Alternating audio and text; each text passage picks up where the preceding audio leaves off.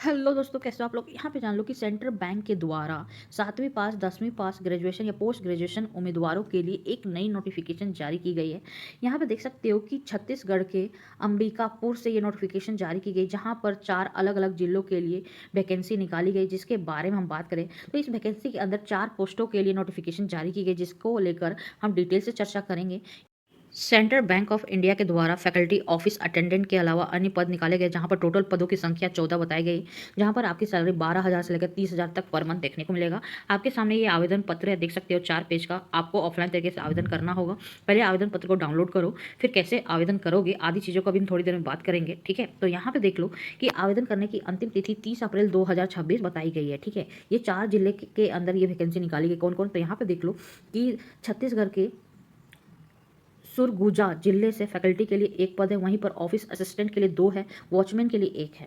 Korea जिले से 2 faculty के लिए है और 1 ऑफिस असिस्टेंट के लिए है। वहीं पर एमसीबी जिले से 2 फैकल्टी के लिए है, 2 ऑफिस असिस्टेंट के लिए है, 1 अटेंडर के लिए है, वहीं पर वॉचमैन के लिए भी 1 है। इसके अलावा बलरामपुर जिले से 1 वॉचमैन की वैकेंसी निकाली गई है। ठीक है, ये आपको पता होना चाहिए। वहीं पर इसके क्वालिफिकेशन और एक्सपीरियंस के बारे में बात करें तो यहाँ पे देख लो कि फैकल्टी के लिए जिन उम्मीदवारों की आयु सीमा 22 से लेकर 40 वर्ष है, वो आवेदन कर सकता है। इसके अलावा जिनके पास ग्रेजुएशन की डिग्री साइंस में, कॉमर्स में या आर्ट्स में है, वो आवेदन कर सकता है, या फिर पोस्ट ग्रेजुएशन डिग्री जैसे कि MSW या MA रूरल डेवलपमेंट या फिर MA साइकोलॉजी सोशोलॉजी या BSc किए हो तो आवेदन कर सकते हो। बाकी डिटेल्स आप खुद देख लो।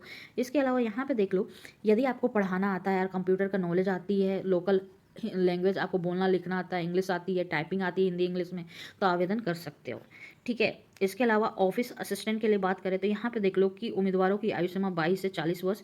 यदि आप ग्रेजुएशन किए हो MA या BCom और साथ में कंप्यूटर का नॉलेज है तो आवेदन कर सकते हो। इसके अलावा आपको अच्छे से इंग्लिश बोलना आता है, इंग्लिश और हिंदी लिखना भी आता है तो आवेदन कर सकते हो। इसके अलावा MS ऑफिस का नॉलेज होना चाहिए। इसके अलावा आपको लोकल हिंदी में टाइपिंग हिंदी और इंग्लिश में आती है तो आवेदन कर सकते हो, और बेसिक अकाउंटिंग का नॉलेज होना चाहिए। वहीं पर अटेंडर के लिए आपकी आयु सीमा 22 से 40 वर्ष निर्धारित की गई। यदि आप मैट्रिक पास हो तो आवेदन कर सकते हो। आपको लोकल हिंदी लैंग्वेज में लिखना बोलना आना चाहिए। वॉचमैन के लिए भी यहाँ पे देख सकते हो आपकी आयु सीमा 22 से 40 वर्ष।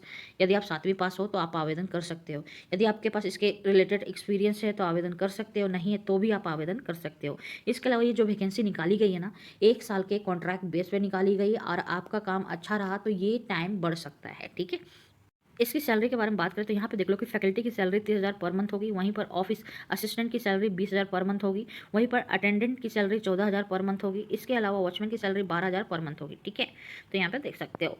इसके अलावा यहाँ पे जान लो कि चयन प्रक्रिया कैसे होगी, तो इंटरव्यू के माध्यम से चयन किया जाएगा। आवेदन करने के लिए कोई भी आवेदन शुल्क निर्धारित नहीं किया गया है। ठीक है, ये आपको पता होना चाहिए। आवेदन करने की अंतिम तिथि 30 अप्रैल 2026 है। आवेदन कैसे करोगे, तो इसका जो आवेदन पत्र है ना, पहले डाउनलोड करो, एक एक करके अच्छे से पढ़ो, समझो और भरो। और इससे रिलेटेड कोई भी डाउट होता है तो आप कमेंट करके पूछ सकते हो। थोड़ा टाइम लगेगा बताने में, लेकिन मैं बता दूंगी। ठीक है, चलो बाय, टेक केयर।